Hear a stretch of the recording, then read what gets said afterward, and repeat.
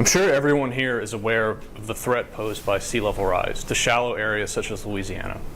We risk losing important regions such as beaches and barrier islands, which serve as protectors from hurricanes and storm surge. We can remedy this problem by dredging sand from other locations and transporting it to sediment-starved regions. The problem is, though, Louisiana is a mud-dominated environment, and nearby sources of sand are hard to find and expensive to move. There is a solution, though: mud-cap dredge pits. Mud-cap dredge pits were formed thousands of years ago during the last ice age when sea levels were much lower. Rivers carved channels into the continental shelf, leaving behind deposits of sand. As sea levels rose, these sandy deposits were covered by a layer of mud, which we can remove today to access the sand beneath for restoration.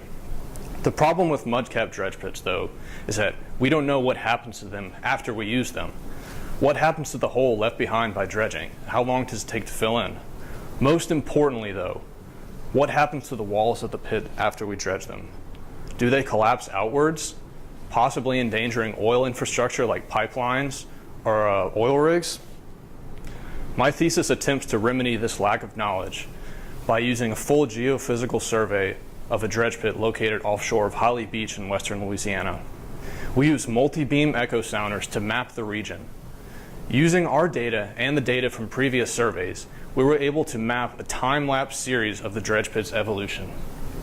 We found that in 13 years, the dredge pit was completely filled in and now resembles the surrounding seafloor. Additionally, and most importantly, we were able to analyze the slope change over time and watch how the margins of the pit evolved. We found that there was less than 20 meters of movement at any point in the pit. Compare this to regulations which require a 300-meter buffer zone to build any kind of infrastructure around a dredge pit.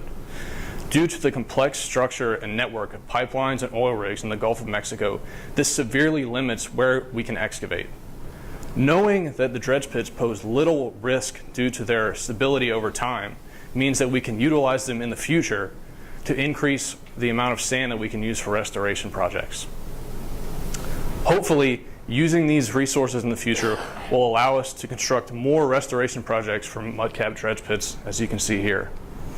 Doing so will allow us to save money on transportation costs, which can be reinvested into other restoration projects, restore our beaches, and hopefully protect our fragile coastline. Thank you.